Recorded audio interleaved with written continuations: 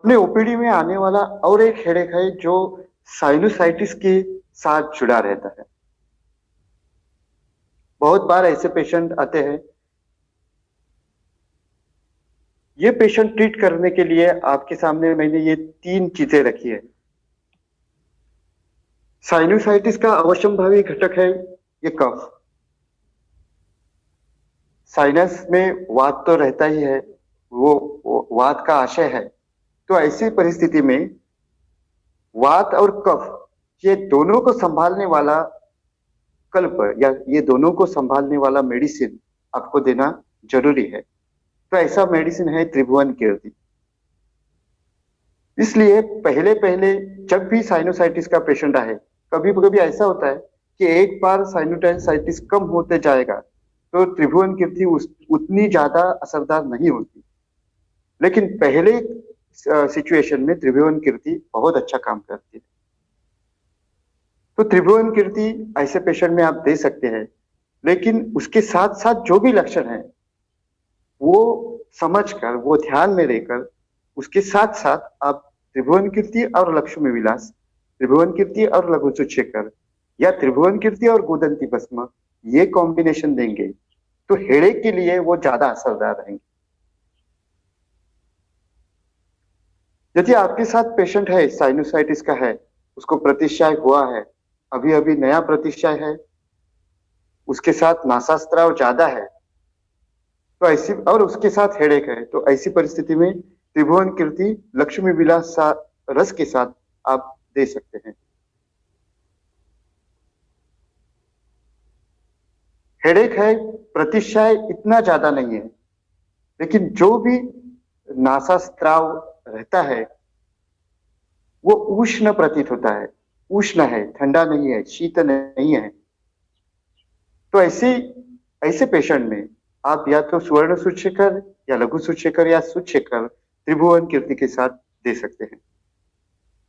और तीसरा जो प्रकार है जिसमें कफ का विघटन हुआ है, यानी चोकिंग सेंसेशन ज्यादा है, साइनस में भारीपन ज्यादा है, क्या आपको ये प्रतीत हुआ है वो वहां कफ संचिति ज्यादा है तो वहां कफ का विलयन करना जरूरी है, तो ऐसी परिस्थिति में त्रिभुवन कीर्ति के साथ आपको देना है।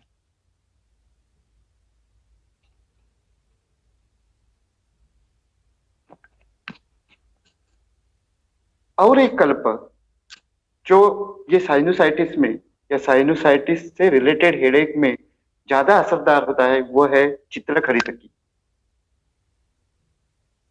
मैंने बहुत बार यूज किया है। चित्रक हरितकी निष्का में आप देंगे तो असरदार होती है, ज्यादा असरदार होती है। इसके बारे में मैं एक ही कहूंगा कि इसमें चित्रक जो है ये उष्ण है, तीक्ष्ण है, तो इसका इस्तेमाल आप ज्यादा समय तक ना करें। जैसे ही दोषों का पाचन या शोधन हो जाए आपको ये चित्रक हरितकी बंद करनी है। इसके साथ साथ कई पेशेंट में अगस्त्य हरितकी भी उतनी ही असरदार काम करती है। गोमूत्र हरितकी और गंधर्व हरितकी, जहां जहां विरेचन आपको मृदु विरेचन करना है वहां वहां गंधर्व हरितकी इसके साथ साथ या इसके बाद के काल में आप यूज कर सकते हैं। चित्रक हरितकी के बाद के काल में आप यूज कर सकते हैं। बहुत बार कफ के लक्षण सिर में ज्यादा रहते हैं तो त्रिभुवन कीर्ति गोदंती के साथ साथ आप गोमूत्र हरितकी विरेचन के लिए इस्तेमाल कर सकते हैं।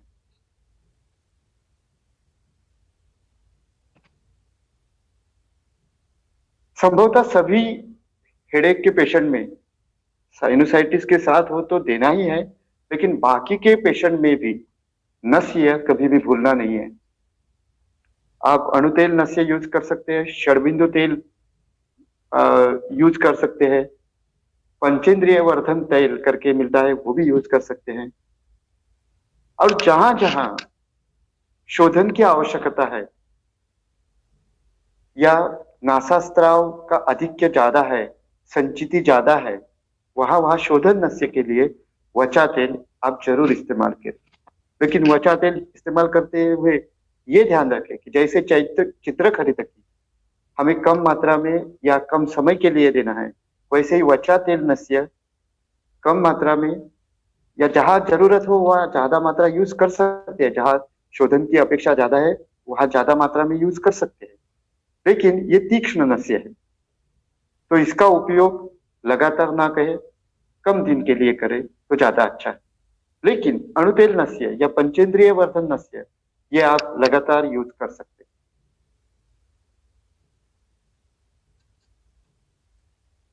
और एक प्रकार है वो छुपा हुआ रहता है कि हेडेक विथ ओरल कैविटी। बहुत बार दांतों का दर्द पेशेंट को मालूम नहीं पड़ता और सिर दर्द की कंप्लेंट लेके अपने पास आता है। तो आप ओरल कैविटी अच्छी तरह से देखेंगे तो डेंटल कैरीज मिलेंगे या मसूड़ों में सूजन रहेगी या कहीं कहीं दांत घिसते हैं, एडी के ऊपर खींच जाते हैं, मसूड़े के ऊपर खींच जाते हैं, तो उसका पेन सिर में जाता है तो ये रेडिएटिंग पेन रहता है। तो ऐसी परिस्थिति में चंद्रप्रभा और प्रताप लंकेश्वर ये दोनों कल्प बहुत असरदार साबित हो चुके हैं। इसके साथ साथ पथ्यादि कषाय आप यूज कर सकते हैं, एज अ अनुपान या एज अ ड्रग यूज कर सकते हैं। चंद्रप्रभा कर्पूर युक्त रहेगी तो ये ज्यादा असर करती है, और कर्पूर युक्त चंद्रप्रभा शक्कर के साथ या गुड़ के साथ या वेलची इलायची के साथ आप चबा के खाने के लिए देंगे तो 10 या 15 मिनट में उसका सिर दर्द कम होता है। और एक प्रकार आपके सामने हेडेक का आता है, वो है हेडेक विथ नेक पेन। आपके पास सर्वाइकल स्पॉन्डिलाइटिस की बीमारी लेकर और उसके साथ साथ हेडेक रहता है। कभी कभी ऐसा होता है कि नेक पेन कम होता है लेकिन हेडेक वैसे ही चालू रहता है। कभी कभी रेडिएटिंग पेन रहता है, नेक से शुरू होता है हेड तक जाता है या हेड से शुरू होकर नेक तक आता है। उंगलियों में या हाथों में चिमचिमायन रहता है, टिंगलिंग सेंसेशन रहता है। तो ऐसी परिस्थिति में जहां जहां हेडेक रहता है वहां वहां ये 3 जो ड्रग्स आपके सामने रखे हैं वो आप यूज कर सकते हैं। उसमें पहला है त्रयोदशांग गुकुल, दूसरा है पंचामृत लोह गुकुल और तीसरा है धन्वंतर कषाय। इसमें त्रयोदशांग गुकुल ये अपने आप में बृहण कल्प है, और यदि सर्वाइकल स्पॉन्डिलाइटिस की आशंका है तो वो भिंडी का काढ़ा बना के या भिंडी का सूप बना के उसके साथ आपने त्रयोदशांग गुकुल यूज किया तो वो ज्यादा असरदार होता है, उसकी पोटेंसी बढ़ती है, उसकी इफेक्टिविटी ज्यादा बढ़ती है। हेडेक के साथ चक्कर रहेगा या कान में रिंगिंग, टिनिटस विथ हेडेक, ऐसी कंप्लेंट रहेगी तो पंचामृत लोह गुकुल बहुत अच्छा काम करता है, क्योंकि पंचामृत लोह गुकुल ये कल्प मज्जागामित्व इसको बहुत अच्छा है। और इसके साथ साथ धन्वंतर कषाय आप एज अ प्रोड्रग अनुपान के लिए और एज अ ड्रग दे सकते हैं।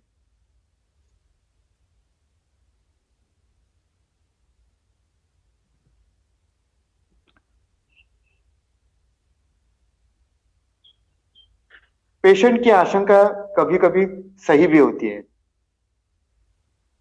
सही मायने में हेडेक कभी कभी हाइपरटेंशन के साथ रहता है। तो ऐसी परिस्थिति में सबसे असरदार काम यही है कि उसका रक्त मोक्षण करना।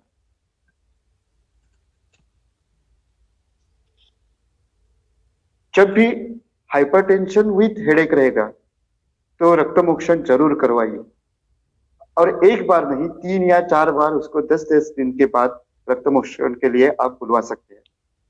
इससे दोनों चीजें होगी, एक तो ब्लड प्रेशर उसका धीरे धीरे कम होता जाएगा और हेडेक तो पहले ही रक्त मोक्षण से कम हो जाएगा। उसके साथ साथ मृदु विरेचन देना ना भूले। और इसमें असरदार दवाई यह है सूतगंधा, ये अगस्ती फार्मेसी की मिलती है। सूतगंधा हाइपरटेंशन विथ हेडेक रहेगा तो आप जरूर इस्तेमाल कीजिए। उसके साथ साथ मौतिक युक्त कामदुधा आप दे सकते हैं। जैसे ही सामता के कोई लक्षण है तो वो कम करो, और कम होने के बाद मौतिक युक्त कामदुधा आपने इस्तेमाल किया तो हेडेक और हाइपरटेंशन दोनों कम हो जाते हैं।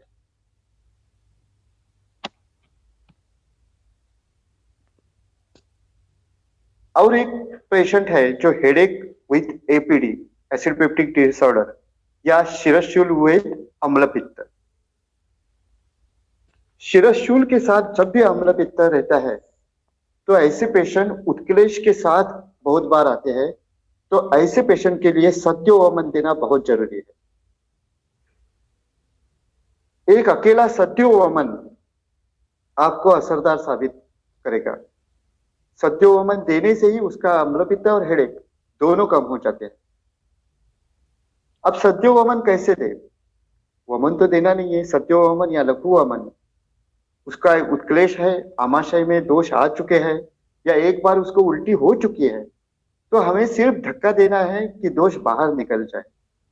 इसके लिए सबसे ज्यादा असरदार चीज ये है कि उसको ज्येष्ठ मध या यष्टि मधु और वचा का मिश्रण आप दे सकते हैं, या सिर्फ लवण जल देने से ही उसको वमन हो जाता है। तो किसी प्रकार का पेशेंट है, उसका उत्क्लेश कितना है, उसका पित्त कितना बढ़ा हुआ है, अम्लता उसमें कितनी है, ये चीजें ध्यान में रख के आप उसको सत्योवमन दे सकते हैं। सत्योवमन देने के बाद दूसरे या तीसरे दिन उसको आप विरेचन दे सकते हैं। विरेचन के लिए वो अर्ह न रहेगा तो मृदु विरेचन दे सकते हैं। अम्ल पित्त के साथ हेडेक रहेगा तो सबसे कमाल की दवाई यही है, वो है सूचिकर। अम्लता जैसे जैसे कम हो जाएगी या साम पित्त के लक्षण जैसे जैसे कम हो जाएंगे तो उसके बाद आप उसको भूनिम्बादी कषाय या कालमेघ स्पेशल करके एक दवाई आती है, कालमेघ का वो प्रिपरेशन है, मेरे ख्याल से स्वदेशी फार्मा की है। तो ये दोनों आप लगातार उसको दे सकते हैं। तो इससे एसिड पेप्टिक डिसऑर्डर यानी अम्ल पित्त भी कम हो जाएगा और उसका हेडेक तो कम हो ही जाएगा। यदि उसके साथ उसको मनोदौर्बल्य है तो निरामावस्था में भूनिम्बादी कषाय या कालमेघ के साथ साथ आप कामदुधा यूज कर सकते हैं। पेट की तकलीफ और भी आपको लगती है या बीच बीच में अधमान हो रहा है तो उसके साथ साथ प्रवाल पंचामृत या दे सकते हैं।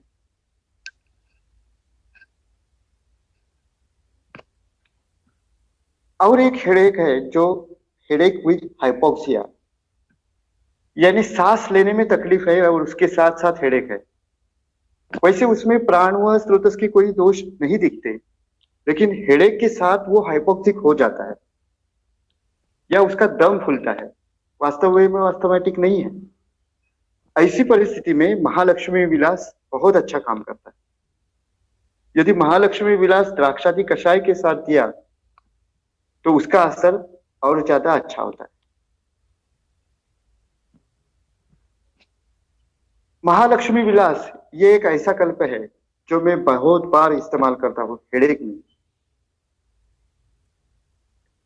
एनडी देशपांडे का एक बुक है कल्पों के ऊपर, मैंने बहुत पहले पढ़ा था कि उन्होंने महालक्ष्मी विलास के बारे में लिखा था कि ये जन्म जन्म का शिरशूल मिटा देता है। मैंने जब भी ये पढ़ा तो मुझे मन ही मन लगा कि मुझे ऐसा जन्म जन्म का शिरशूल मिटाने वाला पेशेंट मिलना चाहिए। और सही मायने में मैंने ऐसे 8-10 पेशेंट देखे हैं जो केवल महालक्ष्मी विलास से ठीक हुए हैं। उसका एक किस्सा सुनाता हूँ। एक एडवोकेट मेरे पास आए थे, तो उनको 3-4 साल से लगातार वो हेडेक की कंप्लेंट थी। सभी जांच करवा ली थी, किसी ने माइग्रेन बोला था, किसी ने सब रूल आउट किया था, लेकिन किसी भी दवा से, सुवर्ण सुचेकर से लेकर किसी भी दवा से उनका वो हेडेक नहीं गया था। मेरे पास आए तो वो पहले ही उनका हाइपरटेंशन था, कोलेस्ट्रॉल की दवा जैसे आप देखते हैं, वो सभी दवाइयाँ 3-4-5 तरह की दवाइयाँ उनकी एलोपैथी की चालू थी। वो दवाई लेके भी उनको दवाई लेने की भी ये कंटाल गए थे वो ले लेके।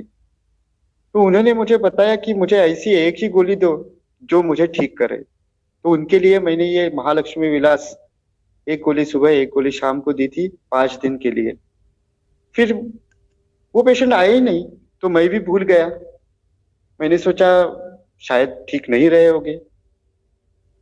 और तकरीबन 1 बरस बाद वो एडवोकेट मुझे एक दूसरे एडवोकेट को लेके आए, और मैंने पूछा कि क्या है, तो इनको सिर दर्द है, और जो मुझे आपने 10 गोलियां दी थी वही उन्हें दे दो। तो मैं सर खुजाने लगा कि मैं भूल गया था तब तक। तो उन्होंने मुझे वो प्रिस्क्रिप्शन दिखाया और मेरा केस पेपर दिखाया और बोले ये दवाई दी थी। वो दवाई लेने के बाद आज तक मुझे ये सिर दर्द नहीं हुआ है। तो उसी क्षण मुझे मालूम पड़ा कि एन डी देशपांडे ने जो बोला वो सत्य वचन है। और ऐसे 8-10 पेशेंट मैंने देखे हैं जो बाकी कोई भी दवाई असर नहीं करती, लेकिन महालक्ष्मी विलास रस, और ये मैं धूत पापेश्वर कंपनी का यूज करता हूँ, बाकी भी के भी मिलते हैं, लेकिन ये कंपनी का मैं यूज करता हूँ, आपको बता देता हूँ। तो ये असरदार साबित होता है। इसका एक मुझे चीज महालक्ष्मी विलास के बारे में कहनी है कि ये इंद्रियों के ऊपर गामित्व इसका सबसे अच्छा है। तो इंद्रिय गामित्व होने के कारण मेरे ख्याल से ये हेडेक, सभी प्रकार का हेडेक कम करने की क्षमता रखता है। इसका अनुपान द्राक्षादि कषाय, यदि वात का अवरोध वहां है, वात की प्राधान्य वहां ज्यादा है, तो द्राक्षादि कषाय ब्रूहण के लिए, वात के ब्रूहण के लिए आप यूज कर सकते हैं।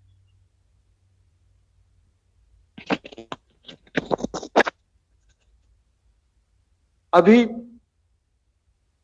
मेडिसिन से लेकर, न्यूरोलॉजी से लेकर अब साइकोलॉजी की ओर अब बढ़ते हैं। हेडेक विथ स्ट्रेस, स्ट्रेस की वजह से भी हेडेक होता है। तो अपने अच्छी तरह से आपने हिस्ट्री ली तो आपको मालूम पड़ जाएगा कि ये किसी फिजियोलॉजिकल नहीं है, पैथोलॉजिकल नहीं है, न्यूरोलॉजिकल नहीं है, ये सिर्फ और सिर्फ स्ट्रेस की वजह से है। स्ट्रेस के पेशेंट के लिए आश्वासन देना बहुत जरूरी है, उसके आश्वस्त करना, ये हमारा पहला काम है। ऐसे हेडेक में स्मृति सागर रस बहुत अच्छा काम करता है। यदि आप स्मृति सागर रस निशा काल में देंगे, जटामांसी फांड के साथ देंगे, तो और कारगर साबित होता है। अभ्रक भस्म और गोदंती भस्म एक साथ हेडेक विद स्ट्रेस के पेशेंट में आप दे सकते हैं, इसका भी उपयोग अच्छा होता है। और जैसे ही हेडेक की मात्रा कम होने लगे तो उसको शिरोधारा आप दे सकते हैं। कभी कभी पित्त के लक्षण ज्यादा होते हैं, पेशेंट में बेचैनी ज्यादा होती है, चिड़चिड़ापन ज्यादा होता है। ऐसे परिस्थिति में रक्त पित्त का निदान करके स्ट्रेस रिलेटेड हेडेक में आप रक्तमोक्षण भी कर सकते हैं, उसका भी उपयोग हमें अच्छा रहता है।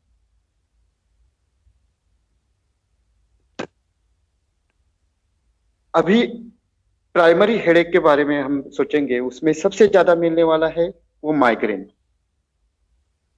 तो माइग्रेन के बारे में सबसे पहली चीज देखनी है कि उसका पैटर्न क्या है, उसमें ऑरा है कि नहीं, उसका ड्यूरेशन क्या है। माइग्रेन में कभी कभी दिन भर दिन रात माइग्रेन चालू रहता है, ऐसा है, या 2-3 घंटे में कम हो रहा है, और उसके एसोसिएटेड सिम्टम्स क्या है। माइग्रेन के बारे में सोचते वक्त हमें दो तरह से सोचना चाहिए, एक वेगावस्था और दूसरा अवेगावस्था। जब भी माइग्रेन का पेशेंट आता है,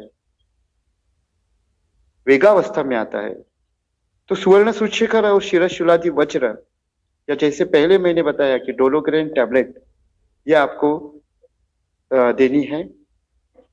यदि पित्त के लक्षण है, माइग्रेन अम्ल पित्त के साथ है, तो गोल्ड स्टैंडर्ड ट्रीटमेंट है सद्योवमन। सद्योवमन जो काम करता है वो किसी भी दवा से नहीं होता।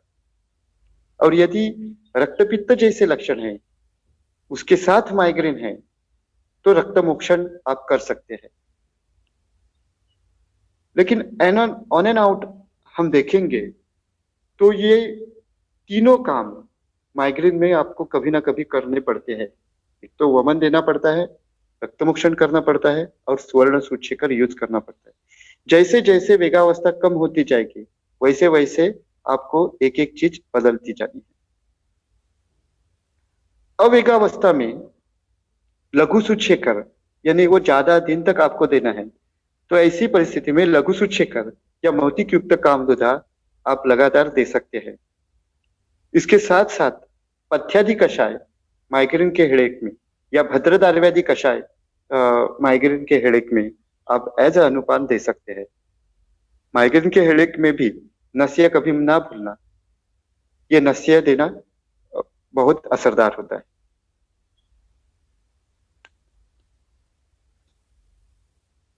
दूसरा एक प्रकार जो टेंशन टाइप हेडेक है, उसमें और माइग्रेन में सोचने में ज्यादा अंतर नहीं है, लेकिन एक ही बात है कि माइग्रेन ज्यादातर यूनिलैटरल रहता है और tension type headache band type रहता है या बायलैटरल रहता है।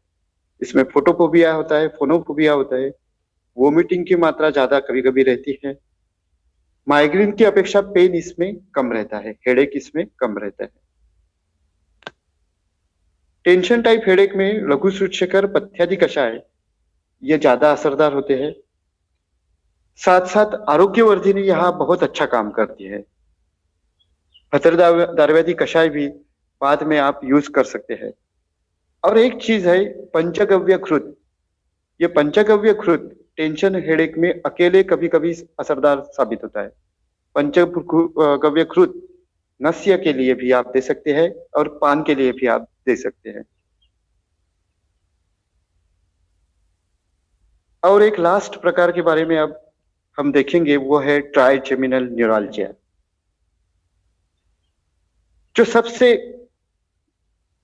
पेनफुल कंडीशंस है उनमें से एक ट्राइजेमिनल न्यूराल्जिया मानी जाती है। इसका पेन बहुत ही ज्यादा रहता है। पेशेंट इतना बेचैन रहता है कि मानो मत। ऐसी परिस्थिति में वेगावस्था में जब भी पेशेंट आए, उसको जिस बाजू में ट्राइजेमिनल न्यूराल्जिया है, उस बाजू के हस्त के सिरा से आप रक्त मोक्षण करवाइए। रक्त मोक्षण is a gold standard treatment for trigeminal neuralgia. उसके साथ साथ सुवर्ण सूचीकर आप दे सकते हैं वेगावस्था में। और धनधान्यादि कषाय वेगावस्था में बहुत असरदार मालूम होता है। धनधान्यादि कषाय यदि घृत के साथ, गुड़ के साथ या मधु के साथ, जैसा दोष हो वैसे आप दे सकते हैं। अवेगावस्था में ट्राइजेमिनल न्यूराल्जिया के लिए आप जलौ का उच्चारण कर सकते हैं। और अवेगावस्था में मौतिकुक्त काम तथा भद्रदार्व्यादि कषाय के साथ आप इस्तेमाल कर सकते हैं।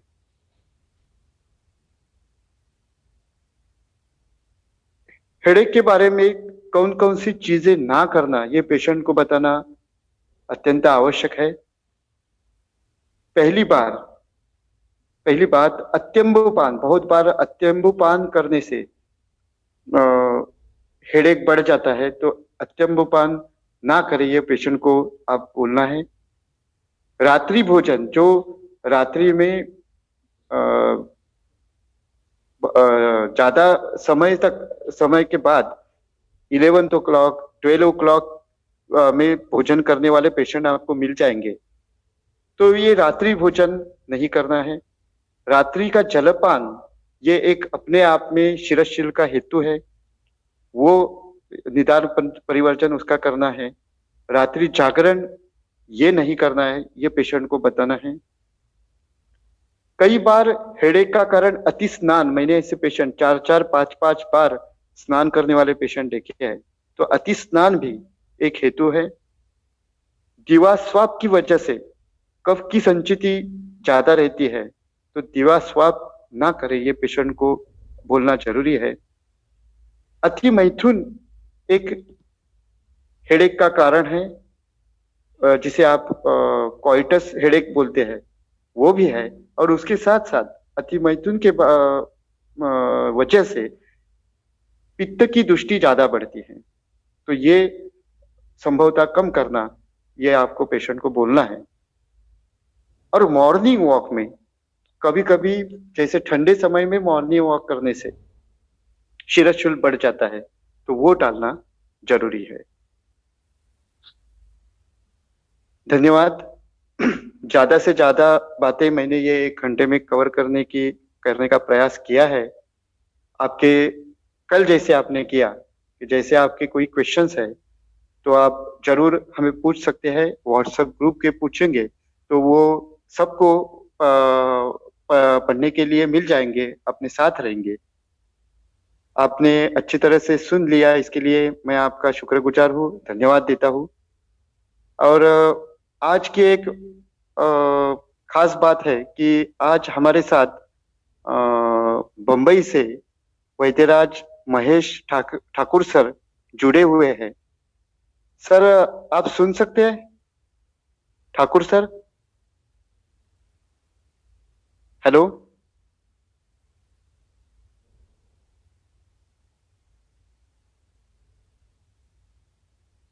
हेलो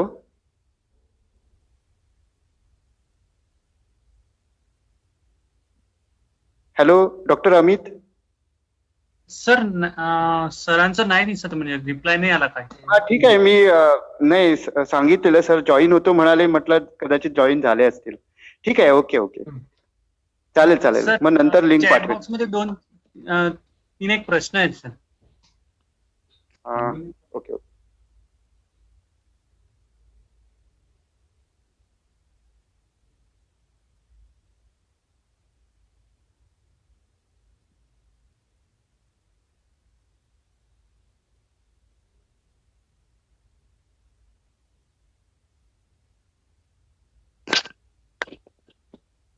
सेकंडरी रिस्की हेडेक आहे, त्यात रक्तमोक्षण करू शकतो का?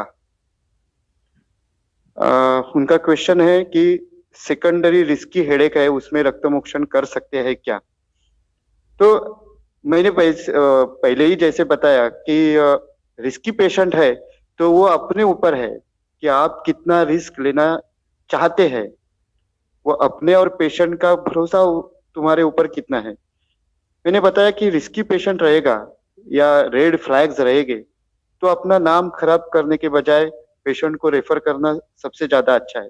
लेकिन आपके मन में कोई डाउट नहीं है, जैसे मैं कभी कभी अभी स्ट्रोक का पेशेंट आया, मुझे पक्का मालूम है तो मैं उसको बृहत्वाद चिंतामणि देता हूँ। स्ट्रोक के पेशेंट में रक्तमोक्षण करके मैं भेज देता हूँ, ये मैं बोलता हूँ आपको कि मैं रक्तमोक्षण करता हूँ। लेकिन जब भी मुझे पूरी तरह से मैं आश्वस्त हूँ कि ये रक्तमोक्षण असरदार रहेगा, उसका हाइपरटेंशन जाते वक्त कम हो जाएगा, तो ही मैं ऐसी परिस्थिति में रक्तमोक्षण करता हूँ। तो आपको ऐसे आपके पूरा भरोसा है तो रिस्की फैक्टर्स में भी आप रक्तमोक्षण कर सकते हैं।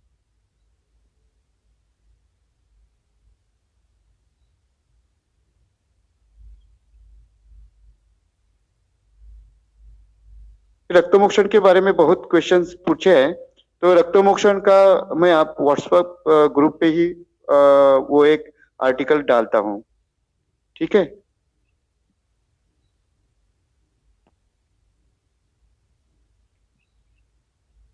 हेलो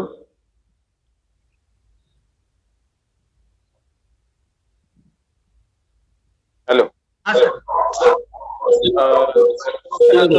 सर, गोदंती भस्म आणि अभ्रक भस्माची मात्रा किती वापरायची? अभ्रक भस्म 10 to 20 milligram 50 milligram, up to 50 milligram you can use, but 10 to 20 milligram is sufficient. गोदंती भस्म वैसे तो 100 to 100 मिलीग्राम तक देने के लिए बोला है, कभी कभी 500 मिलीग्राम तक भी यूज करते हैं लोग। लेकिन जैसा पेशेंट का कफ की संचिति है उसमें, या उसके मन की जो दुर्बलता है उसकी हिसाब से अभ्रक भस्म और गोदंती भस्म आप कॉम्बिनेशन करके यूज कर सकते हैं। पर डे मात्रा है ना? Per day.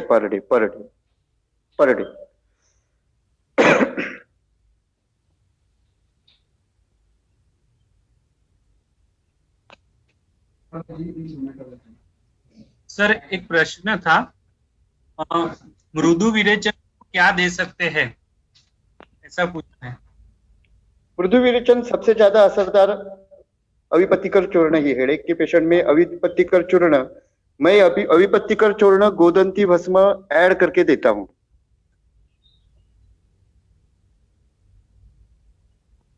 मृदु विरेचन के लिए वही अच्छा है। कभी कभी जैसे पेशेंट आएगा, समझो कोई बाकी की कंप्लेंट है, पेट की कंप्लेंट है, उसके साथ आएगा, तो ऐसी परिस्थिति में अभयारिष्ट भी दे सकते हैं। लेकिन हेडेक, जब तक हेडेक का विषय है तब तक अविपत्तिकर चूर्ण ज्यादा असरदार होता है। सर रसकल्पों की मात्रा कितनी होनी चाहिए?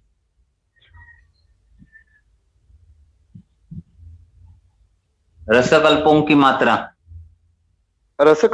मात्रा सुवर्ण सूर्यशेखर है वो 125 मिलीग्राम, बृहत्वाद चिंतामणि 125 या 100 मिलीग्राम। बाकी के जो जनरल कोई सर रसकल्प ऐसे कोई मात्रा में नहीं आता, वो पेशेंट टू पेशेंट और कल्प टू कल्प बहुत डिफर होता है। ऐसा कौन सा रसकल्प है उस ज्यादा डिपेंडेंट नहीं, वो कितना देना चाहिए? लघु सूर्यशेखर वही मैं बोल रहा हूँ। 250 मिलीग्राम लघु सूर्यशेखर रहेगा तो 250 मिलीग्राम की गोली आती है। कभी कभी लघु सूर्यशेखर में 5 गोली भी इस्तेमाल कर सकता हूँ, तो अपने ऊपर डिपेंड है। वो आप जैसे भी यूज करने लगोगे तो कितनी मात्रा देनी चाहिए, लेकिन ज्यादातर 2 गोली 250 मिलीग्राम की गोली, 2 गोली सफिशियंट है। सूर्यशेखर 250 मिलीग्राम की आती है, वो 2 गोली सफिशियंट है। हाँ, शिराशिलादि वज्र रस बताया, वो कौन सा रेफरेंस है? शिराशिलादि वज्र रस वो आपको मैं व्हाट्सएप पे डालूंगा। सर आयुर्वेद सार संग्रह है शिराशिलादि वज्र रस उसका। ओके।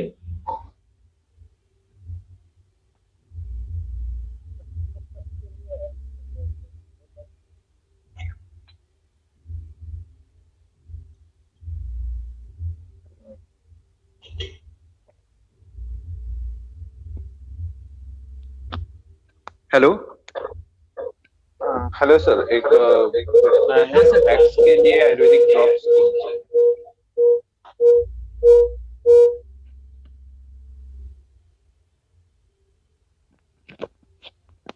वैक्स इम्पैक्टेड रहेगा तो वो रिमूव ही करना पड़ता है। मैं तो आयुर्वेदिक ड्रॉप उसमें नहीं यूज करता, मैं सॉलिवैक्स यूज करता हूँ, वो ज्यादा असरदार है। कभी कभी खुद इम्पैक्टेड वैक्स थोड़ा सा अपना तिल तेल डाल के भी वो अपने आप निकल जाता है, या निकलवाना पड़ता है। ज्यादा इम्पैक्टेड रहेगा तो वो रिमूव करना पड़ता है। सर गुटीवटींचं प्रिझर्वेशन कसं करायचं? कारण किती काळजी घेतली तरी सुद्धा ते गोळ्या तवतात किंवा मग ते फंगस येतं, मग म्हणजे त्याच्यासाठी काय उपाय आहे का? आय थिंक असे जे पेशंट्स आहेत ना, या पेशंट्सना आपण ह्याला घेऊया, ग्रुपला घेऊया। हा तेच मी म्हणूनच म्हणतोय। हा, डोस आहे किंवा कंपनी आहे किंवा कुठलं कोई भी कंपनी है, डोस है, या कैसे प्रिजर्व करना है, ये जो प्रैक्टिकल क्वेश्चंस है ना ये हम ग्रुप पे ले लेंगे। और सिर्फ मैं रिलेटिव एक ही क्वेश्चन दिख रहा है अभी बाकी कि what is the presentation of headache in HTN, is it occur it at morning?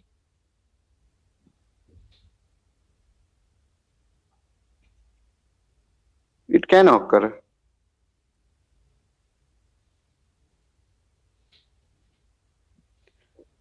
Presentation presentation हाँ, विथ हाइपरटेंशन ना, इसमें एक तो जुगुलर पल्सेशन ज्यादा मिलता है कभी कभी।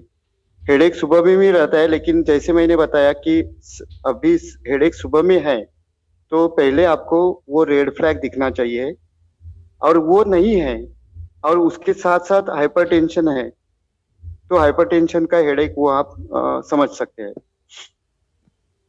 हेडेक विथ हाइपरटेंशन, इसकी कोई ऐसी खास मैं क्या बोलते हैं, ऐसे कुछ लक्षण नहीं है।